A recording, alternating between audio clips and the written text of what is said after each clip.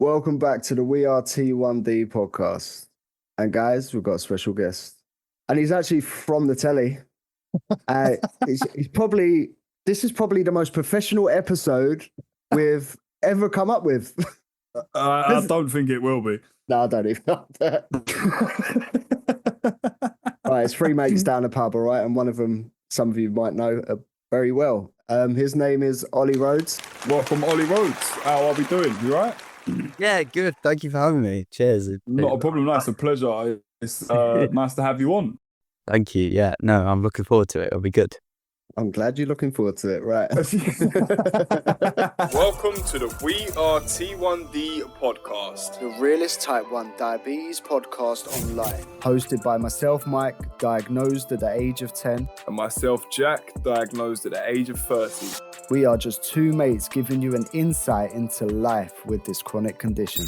Yes, we are adults, and although we try not to swear, it may happen occasionally. Yeah, as Jack said, we are adults, but please take what we say as guidance and not medical advice. No, trust me, we are not doctors. We are just here to make sure no type 1 diabetic ever feels alone. Obviously, you're type 1. I didn't actually know you was type 1 when I saw you on Waterloo Road.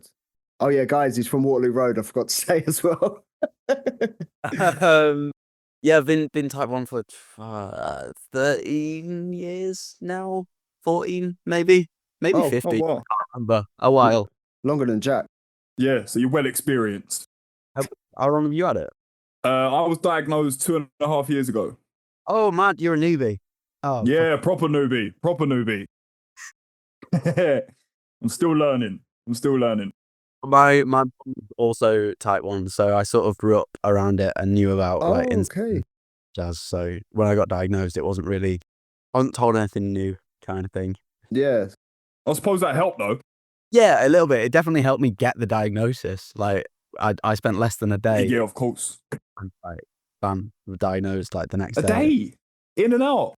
I wasn't even ill. Like we caught it so fast because the symptoms were so obvious. I was just like, yeah, I've got it. Wow, that's good. And fuckers kept me in there for 4 days. Yeah, I've got friends who have been like who spent like 3 weeks in hospital. Oh wow. Oh, Yeah, wow. Because literally people didn't know what was wrong with them, so they were just like fucking Yeah, around. just stabbing in the dark. Don't know what's going on. Yeah. So where did it all start for you, Ollie? Then what was your proper diet out? Like you say, you spotted the symptoms early, so obviously that was a good thing. Yeah, so the story is, so I used to be part of a Sunday league football team, just as all kids are. Coached by my dad, which was great because it meant that he was just there on the day. Yeah, that's good. That's nice. And it was mid-match, and my energy just completely went, and we had no idea what was going on. So Dad sort of took me off, sort of sat me down. I had a bit of just juice and some, I think some Jaffa cakes, and then like 15 minutes later, I was feeling absolutely fine. So I went back on. Yeah. 15 minutes after that, went just absolutely zero energy again. And so my dad, obviously having married into diabetes, sort of went, oh, this feels a little bit fishy. Went home, did a blood test with my mum. It saw that I was a stupid level. I can't remember if I was high or low. And we immediately just went, yes, right, hospital, let's go. And then I didn't even have to go overnight because they were like, well, you're diabetic. If anything happens, you know what to do. Fucking have a good night. Wow. Touch. Yeah, like they took my like main bloods to do the actual test and then like sent me off. And I spent the night at home, went back in the next day and got officially diagnosed. Wow. And got a load of free merch. So great. It was like Christmas Day for me. It's like it was the opposite of traumatic for me. I know so many people have really bad experiences getting diagnosed, but I'm like, no, great. It was so ingrained in our like normal everyday family life that I went to hospital one day and came home with like 3 different teddies, a load of books, and a few gadgets. Like, yeah, tight. Proper part of the family now. Yeah, 18-year-old me was buzzing. Does your dad feel left out then? Or Yeah. No, I think he's definitely He's not got rose tinted glasses. He's very keyed up with the realities of it. I don't think he feels like he's missing out at all. Are you as happy now still with your diagnosis, or is it like, oh, diabetes? Swings and roundabouts in it. Like, Yeah, of course it does. Yeah, it does for everyone, I think. yeah, like some days I'm like, oh yeah, this is great. Kind of like sets me apart from the majority of people, and like you can also, it's just like it's given me all these skills to go through life with, and sort of made me grow up very fast. But then in the same breath, it's like, fucking hell, it's diabetes, isn't it? It's horrible. Yeah, bittersweet. Yeah, like literally. emphasis on the sweet. I definitely go through phases of burnout still, and that probably will never stop. But you know, we move. No, I think that's just a thing that comes with it. It gets tiring. Yeah, exactly. So when did you start like your acting and stuff like that? Then when did that come into play with it? Because I bet that was a big step with obviously your type 1 going on to make that plunge to go forward and start doing things like that. So obviously, hold on, where do I start this story? I was bored like that. Right, I'll be honest. I was bored. I was just a bored kid in summer, and all my mates were on holiday. So I was like, "Mum, what can I do to kill the time?" And she sort of went on Facebook, looked in all the groups, saw that a local theatre company was putting on a show. So she was just like, "Go do that. That'll eat up your days. That'll get you out of the house for a couple of weeks." Went down, auditioned, got part for some fucking reason. I was not very good back then. But yeah, got a part which I was gassed with, and then just fell in love with it. And sort of eventually ended up stopping my football matches, because my acting classes were clashing. They were on the same. Stop. Okay. I love acting more, so I'm just going to move over to that. Well, as I say, I'll bet there come a time where you had to choose sort of what path you wanted to go down.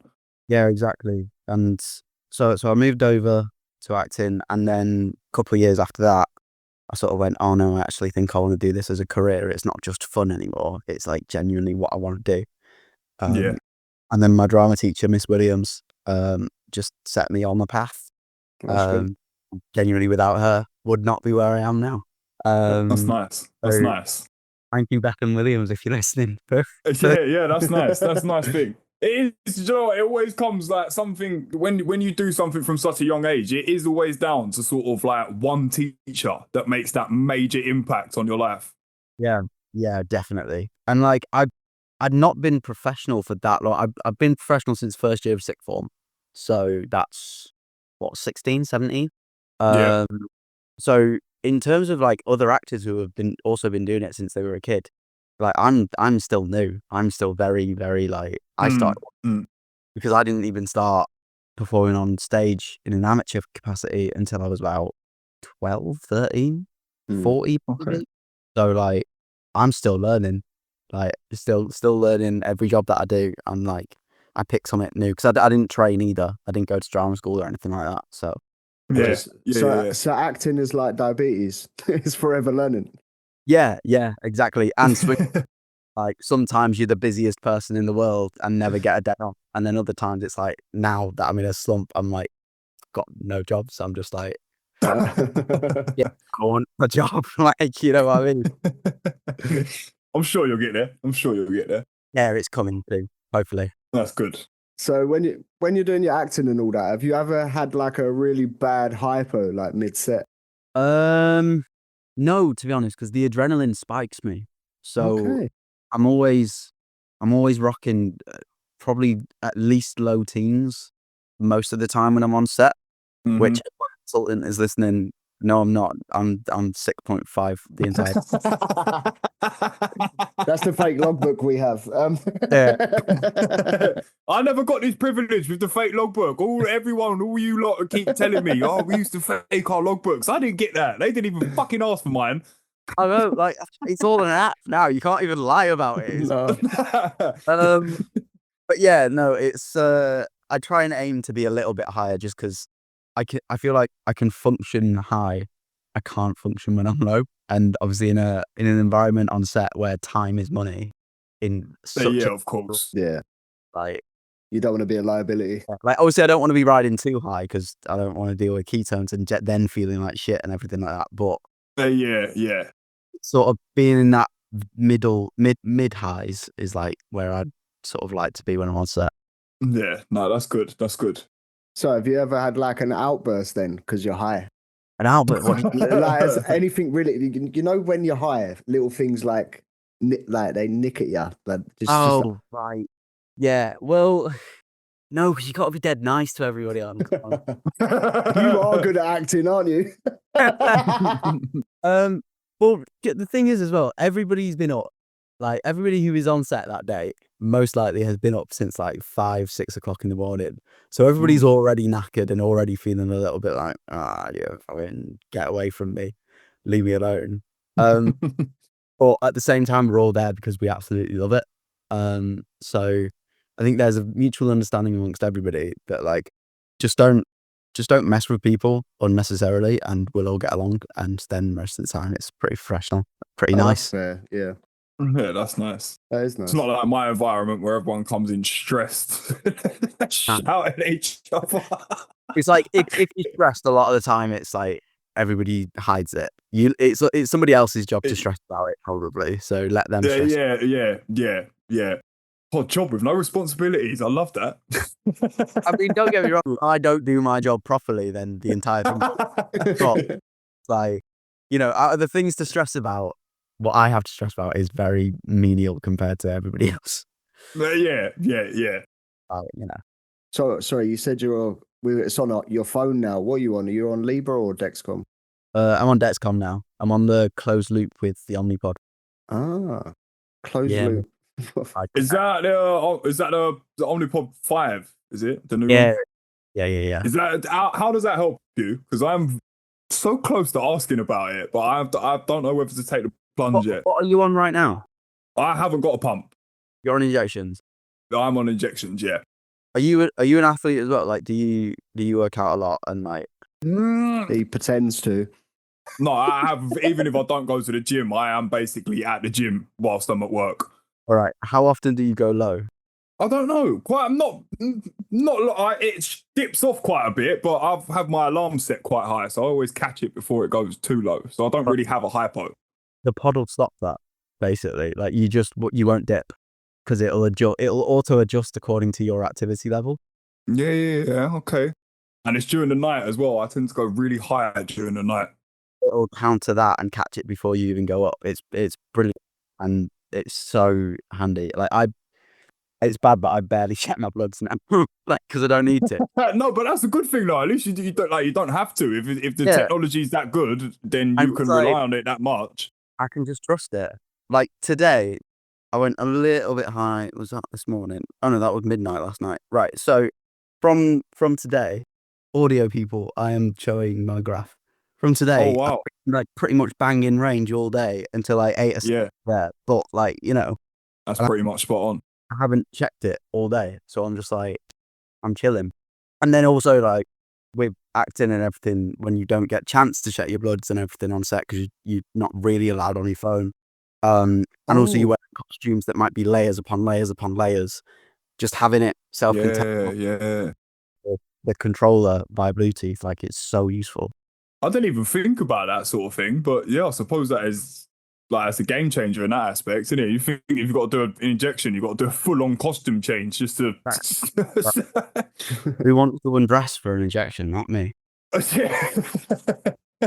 why I love summer and the shorts. I mean, don't get me wrong. Sometimes it depends on the job as well. Because sometimes with acting, it's like I go back on injections, but okay. That's if I'm wearing thinner clothing, like if I'm wearing lots and lots of t-shirts, or if I'm doing a lot of scenes. For like continuity, I need to not have it on my body because if it's moving every 3 days, and I'm filming one, of course, every quarter of a week, it's like I can't have that jumping around. Yeah, of course, yeah. I might not be diabetic, so it's like I need to get rid of it.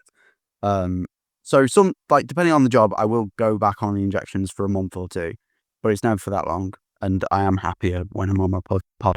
Yeah, I was just about to say, what do you prefer? But obviously the pump. But that's a blessing, isn't it? You can actually choose. Yeah, it's lovely. Like, I just go to my consultants, like, oh, I'm just starting a new job. Can you let me know what my doses should be for my injections? And then it takes like a day to fully transition because of like insulin not being fully absorbed and everything like that. Yeah. So when you're on injections, you have to do your long lasting back again, and I assume. Yeah, but then I think I can't remember exactly how it works. You have to take your pod off and then not have anything for a few hours at least before you have your long acting injection. Yeah. Crash and you won't come up. And same the other way is like you can't, if you're transitioning from injections to pod, I think you have to have your last long acting injection and then skip the next one and wait a day, but still have your fast acting before you actually put your pump on. Okay, yeah. That makes sense.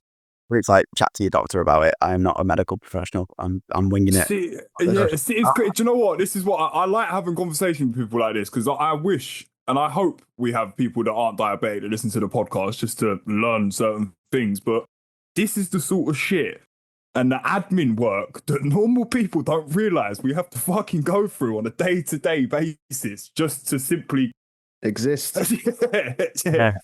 Yeah, it's ridiculous. And like, oh God, the decision fatigue at the end of the day. Like, I can't make decisions at the end of the day.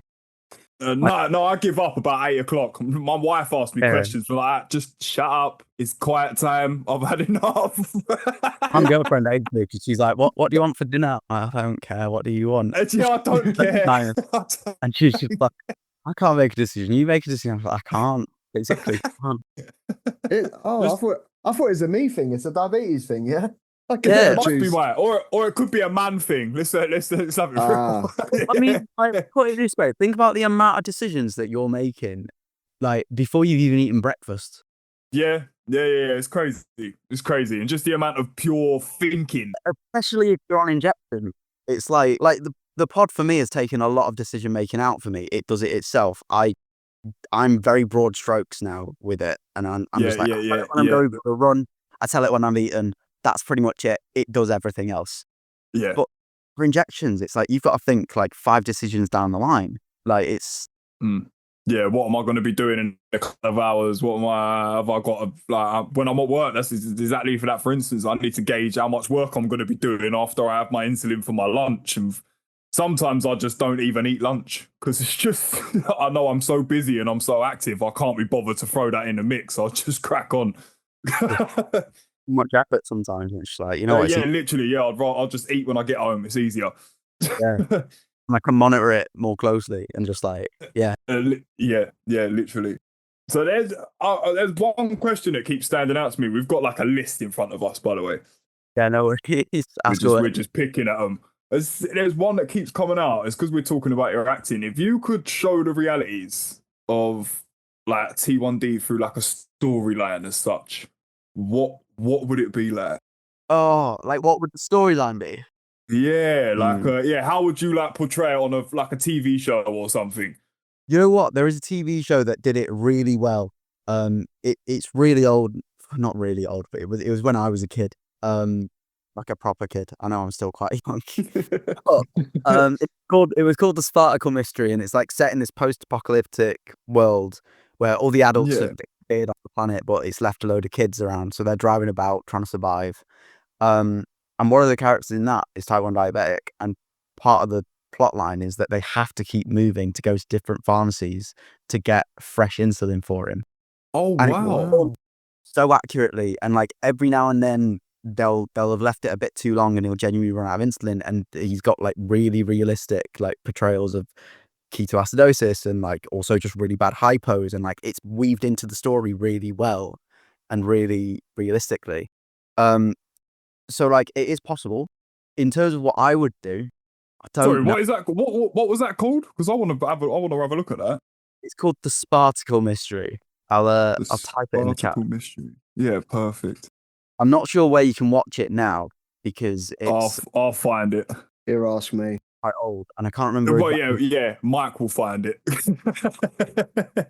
I can't remember which season it is that he's introduced. It might be the first one. I think they did a few seasons, but it's still the best sort of portrayal of it that I've ever seen.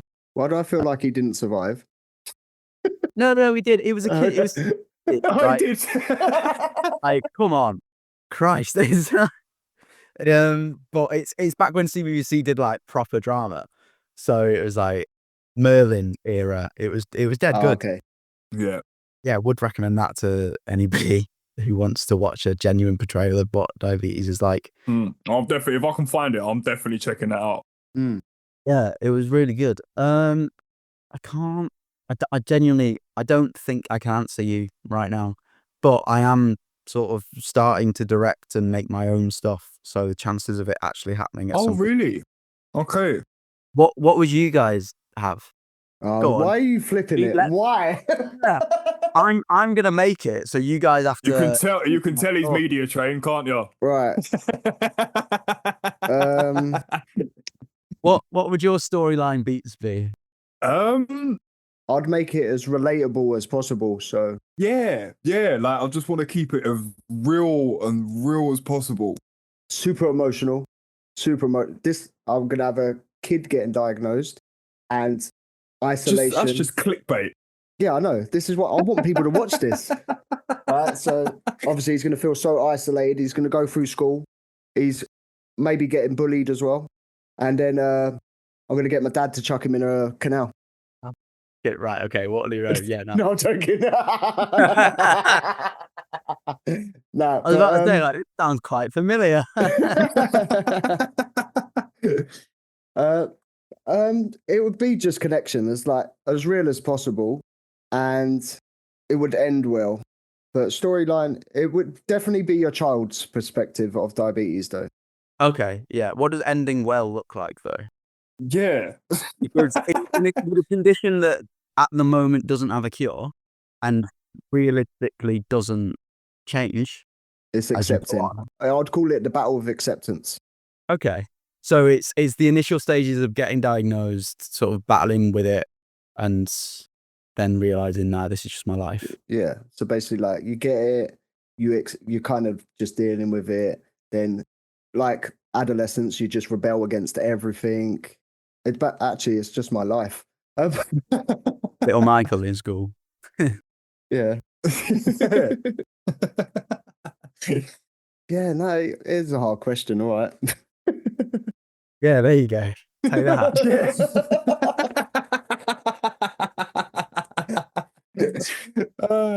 What's the weirdest or funniest thing that someone's ever said to you about diabetes? It actually happened today. I've never had this before. So I work in schools at the moment as like a pay the bills job and a teaching assistant. Yeah.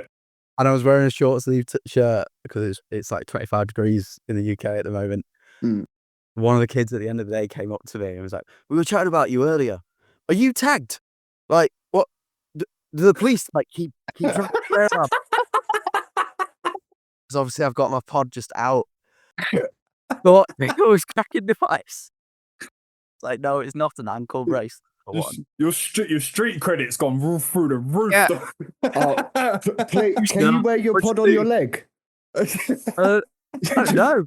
Actually, like, it was on my arm. I don't know what they thought, but like, genuinely one of the. Yeah, well, that is a weird one. That is a weird one. Yeah, I've had nicotine patch. Yeah, I saw something online the other day that someone got asked, "Why have you got AirPods on the back of your arm?" Oh yeah, I used to have that a lot. Well, that was always my frame of reference as well. Whenever somebody asked about the pod and like they couldn't see it, they were like, "How big is it?" Like AirPods. That's actually a good way of putting it, because then people can just something. It's an everyday thing they can put into perspective. Yeah. The other classic one is like with my old pumps. I used to have a Medtronic 640G, I think it was, which was one of the wired ones. People that was a pager. Used to think I was a doctor or something. Like, technically you are. Player, like wire coming out of it. Like, I just thought I was listening to music all the time. Yeah. It's mad, isn't it? God, I didn't even think about that. You think what it was like back in the day to have one of them and wired headphones? Didn't you see the first one? It was like a big rucksack. Oh yeah, the first ever insulin pump was. Yeah. But I always imagine like my mum growing up had like the proper heroin style needles, like the proper syringes. Like well, Oh, none where of you had to like sort of draw it out the vial and then put it in. And pens, like glass syringes, like awful. Can you imagine doing that in public? No. No. Just no. Oh, that's it as well. People used to think like my pens were like a really fancy vape that I just whip out in school, and it's like, are you vaping? No. Off you- no, nah. I never even Can have a looked at go him if you like want. that. So what's well, we've done weirdest thing. So what's one of your proudest moments that you've ever had since you've been diagnosed? Like, what's one thing you've done and you've gone, do you know what? Yeah, fuck it. I'm proud to be diabetic. That, like, I've done that. In college, there were a couple of moments. So by this point, I'd been diabetic for like 11, 12 years. Mm. And I met one of my best friends there, Evie. She was newly diagnosed, like literally met her. She was 3 months after getting diagnosed when I met her. Oh, wow. Yeah. And so like the whole of first year was like sort of sharing all of my bad habits with her. I just be like, oh no, you're fine. Don't worry about it. Come on. Sounds like you and me, Mike. It does Yeah. actually. And just sort of teaching her the ways of the diabetes. That was quite nice. And it's like built a very solid friendship off of that as well, which is very sweet. And then also in second year in college, there was a guy in first year who just started, who was also pretty newly diagnosed, but he was like quite embarrassed about it and really nervous about doing things in public around his classmates and like letting it affect his work and everything like that. And me and Evie like got called up to just chat to him in a classroom one day and just be like, look, mate, like reality check, this is your life now. You gotta live with it. But there's no reason to feel ashamed or embarrassed. Like this is just what's what. Actually, this is actually quite cool because it means that you get to have snacks in class. Mint. Yeah. What nice thing to do though. Yeah, like you get to take your backpack into concerts when all your mates can't, so you're always prepared. Like you've got all these shit. Yeah. There is some perks to this, isn't there? Yeah, it's like you get to get your phone out in class sometimes if you want. Like you Yeah. But and it's important to find those silver linings because otherwise you'll drive yourself mad. Because like yeah, it is shit sometimes, but at the end of the day, you've got to keep going, and it's not going to go away if you ignore it. So that was nice as well, and that made me feel quite good about myself. That should Yeah, as that's well, mate. nice. Yeah. Yeah. Well done. I like that. Yeah. That's a really nice thing. Yes. No, it is because I related to it a lot because of Jack. Obviously. Yeah, well, that was basically our story, pretty much. I got we've known each other for ages, years and years and years, and we lost contact. And then when I first got diagnosed, he was the first. I was like, "Fuck me, Mike. He's diabetic. I know. I used to inject in the staff room. I know he is." So I've texted him when I was literally in the hospital and told him I've got diabetes. And then since then, that was it. We got back in contact. He taught me the ways, as like you said, all the bad habits. Good habits. Yeah, we started all of this together.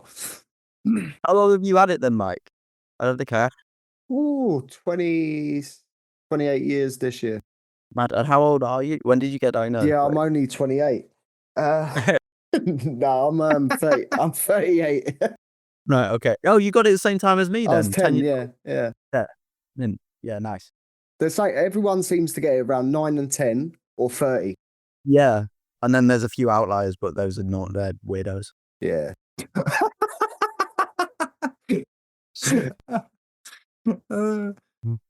That is very true. There's a lot of people diagnosed in their 30s, isn't there? Yeah. I think the numbers are starting to fluctuate a lot more as well. I'm not sure what's causing it. Well, nobody knows what causes it in the first place. But like, it's like occurring in teenagers more and more and more, as well as getting older and older. Like it's just it's become more common. Yeah. Weirdly. Well, back in the day, it was just juvenile diabetes, wasn't it? Really? Yeah, and if you didn't get diagnosed as a kid, then it just wasn't that. It was something else. It was something else, and you got diagnosed. What was I going to say? Part 2. It's not. It's the same thing. Yeah, Right. it's just... Right. So you said you was diagnosed at 10, like me. I'm curious to your teenage years. Did you hit a really rebellious stage like I did, or? Yeah, there was a stage of getting my own money from a weekend job and just buying sweets and then not bolusing for them because I'm That's like, it. Yeah. can't have a record that I've eaten these sweets. Okay. Yeah, we're quite similar then. Because I used to big packs, Tang Fastics, just eat them, whatever I wanted, just eat it. Pretty much. Yeah, that was See, it. that's mad because that even now, like I'm quite experienced. I like to think. That scares me, bro. Just thinking about eating packs and packs of sweets. Like, I'm like, fuck that. I'm not even doing that to myself. Yeah, it wasn't the best, was it? But you know, we leave. I do regret it now. No I was regrets. Don't live life with no regrets. Don't I was the say that. skinniest I've ever been, though. I can admit that. I was the opposite. I got big. Oh, is it? Yeah, I got quite chunky, and then started running, and then lost it all. Congratulations. Thank you. So, what do you drink? I used to, not anymore. I just totally. Yeah, since just before Christmas, so however many months that is, just over 5 months. Oh, nice. How are you finding it? It's better. It's interesting on a night out. I'd say it's more of an adjustment for my mates, to be honest. But yeah, no, I prefer it. It's better, and also life is just so much cheaper. Yeah. I quit for a while. I think I've done. How long did I do, Jack? I think you've done nearly a year, bro. To be fair. No, I don't think it was that long. Oh, I was trying to pick you up there, bro. But... I did until my brother's wedding, and then halfway through the wedding, I was like, "Nah, that's it. I'm done." Yeah, actually, yeah, I vaguely remember you sending me a picture of a pint one night, and you just went, "It's not a non-alcoholic one." But no, I used to drink not massive amounts, but like a fair bit with my friends and everything. Especially whilst I was filming, because I had no other expenses, so I was just like, That's can fair. be a bit like decompressing with my colleagues, co-stars. I hate the word co-star. Yeah, my co-stars of Waterloo, just like decompressing with him in a hotel lobby, and it's like that was our only expense. So yeah, we nice. Oh wow! Do you drink all the zero alcohol, or are you just on like Diet Cokes and? The only zero alcohol thing that I drink is gin, non-alcoholic gin. But everything else, I don't really see the point in.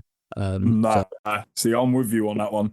Yeah, I mean, I didn't like beer to begin with. Don't like beer. Just don't like the taste of it.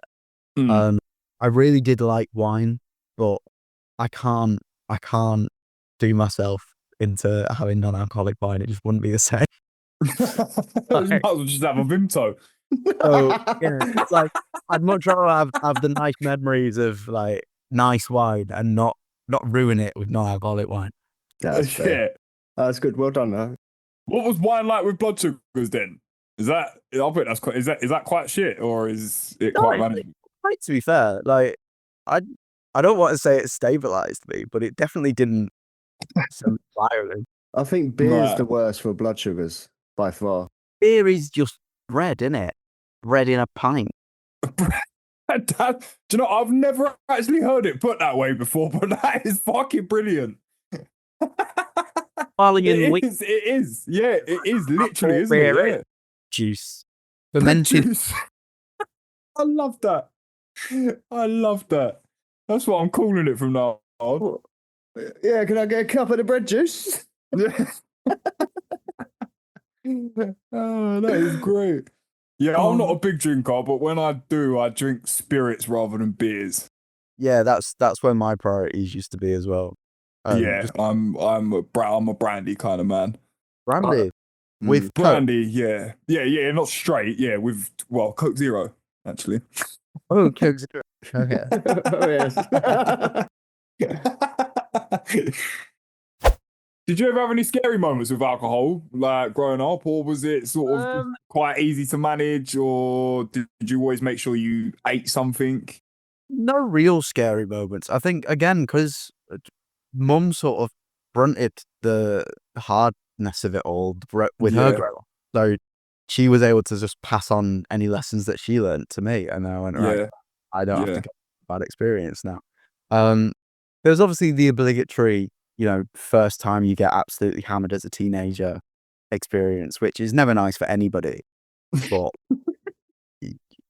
even then, I don't think that messed up my bloods that much. I think the thing that messed me up the most with alcohol when I was drinking was just going low at like 3 a.m. Like I'd been gone to bed and then I'd crash later on because I hadn't eaten something or something like that. Those were the only like moments where I was like, oh, this is rubbish. But I never really had any scares with it. Nah, that's good. That's a good thing. Yeah, an all right relationship with that whole side of things.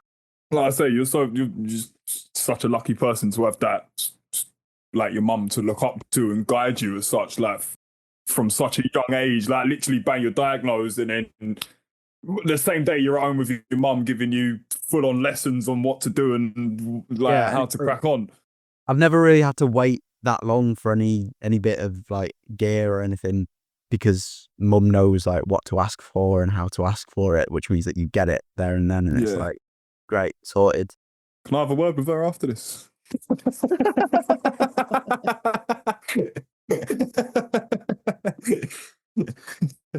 Wait, I've just got a weird scenario in my head. So say like your mum's cooked dinner and all that. Does she give you the carb count when she gives it to you? She used to, yeah. So like my packed lunches in primary school, like she'd write in whiteboard pen on the inside of the lunchbox the carbs for everything. Oh, that's nice. You had a real cheat code, didn't you? Oh. Yeah, literally. Like with the evening meals, like whilst I was learning to carb count, she'd be like, and how much is this worth? And how much is this worth? And I'd have to add it up. Or she'd tell me what each is worth, and then I'd have to add it up in my head. Yeah. That's wicked. Till eventually I could just do it without So you had your own personal carbs and cows growing up? Basically, yeah. That's wicked. That is, honestly, that is, yeah, that's just mad. That's just mad. I'm just jealous. Quite lucky with it, yeah. And I used to just get bowls of Weetabix. You'll go low.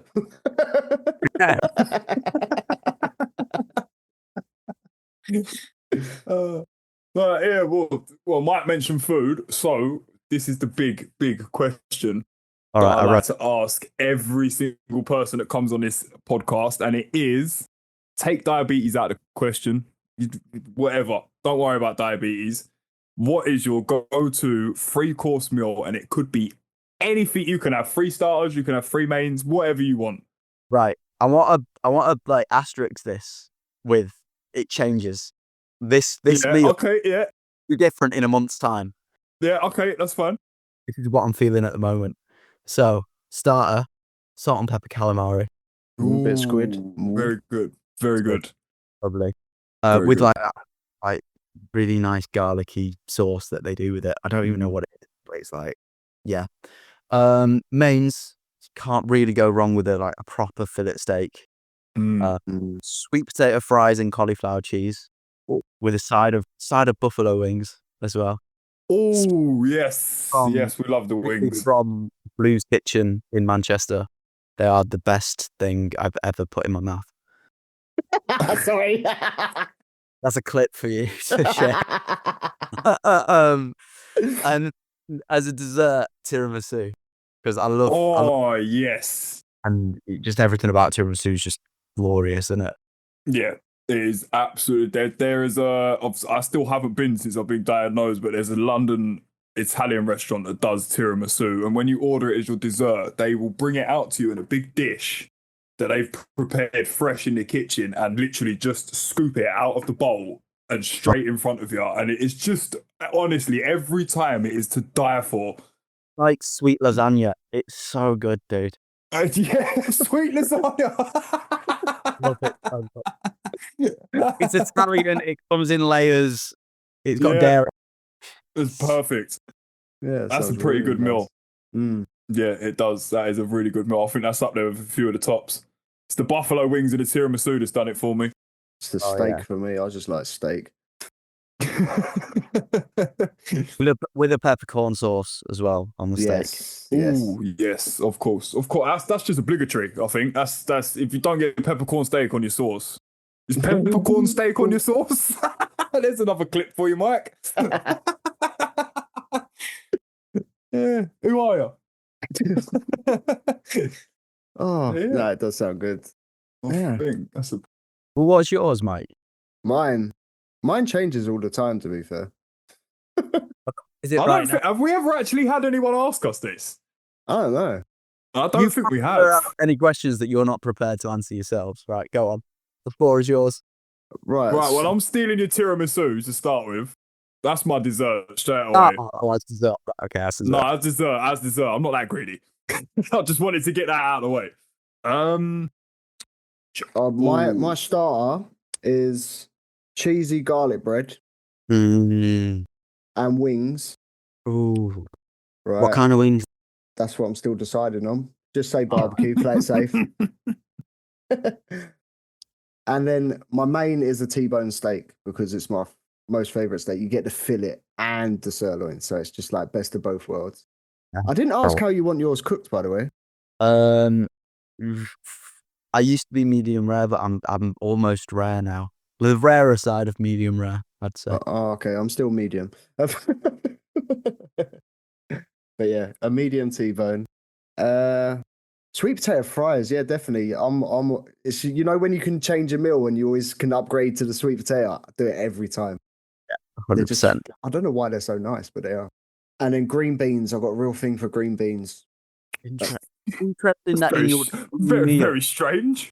Well, I in love your green. dream meal, like green beans have made it. Like, you don't have to worry about it being balanced. You can go balls to the wall it. Just like have whatever you want. It's like, no, I've got to make room for that. Like, I'm sorry. You're a bit of a That's the loser. diabetic coming out of you, isn't it? Of That's No, course, I me like veg. it. No, I like them with loads of salt on. They just taste so good. Wait, You you picked fucking cauliflower weirdo. cheese? Come on.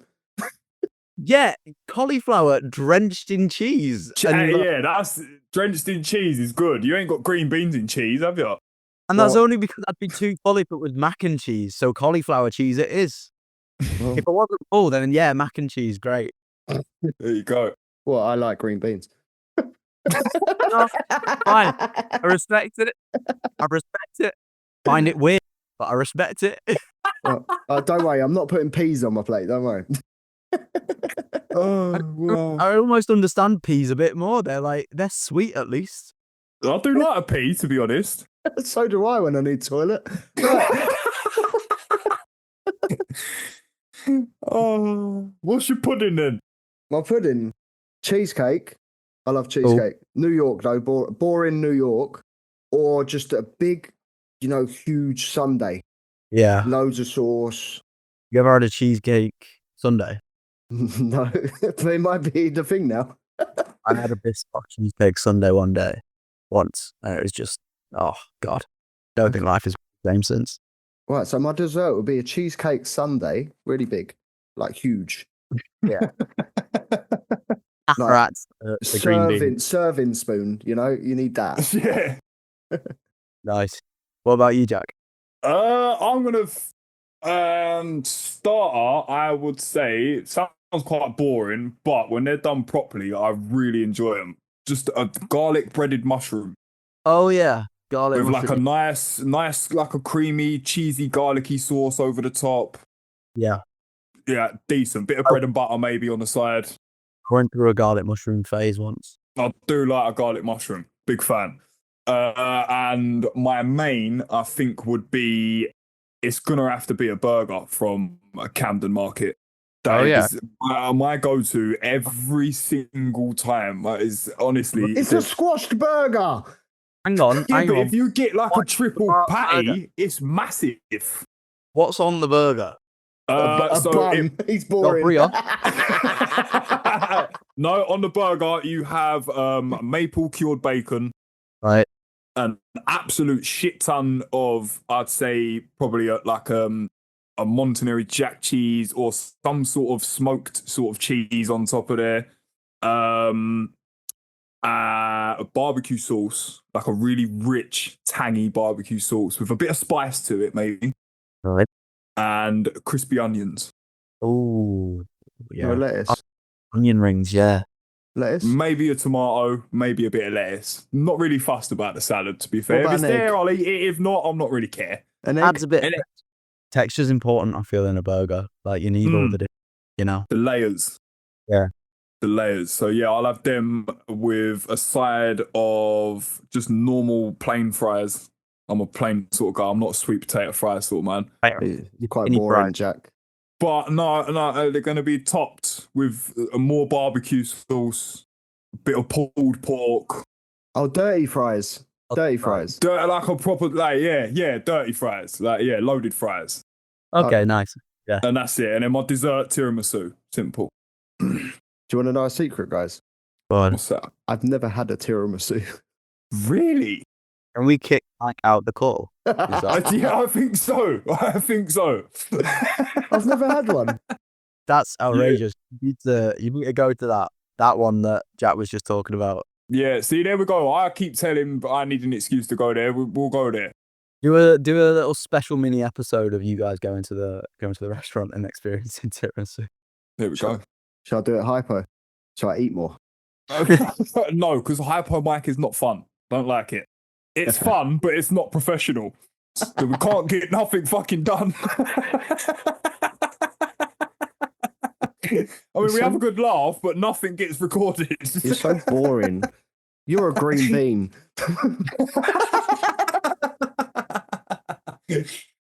Oh, well. So I think that about wraps it up for today anyway. If you've got nothing else to get off your chest, or if you want to say anything or shout anything out.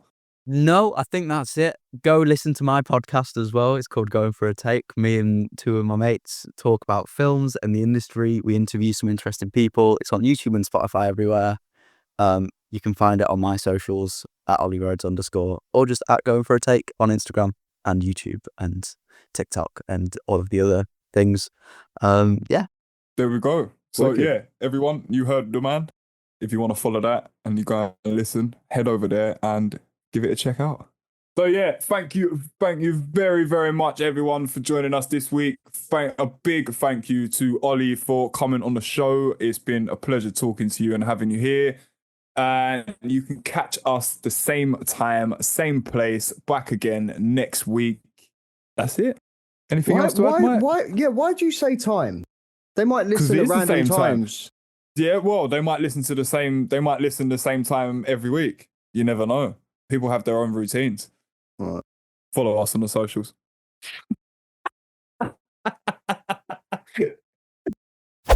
That's it. Brilliant. Yeah, nice. Thank you very much. That was fun.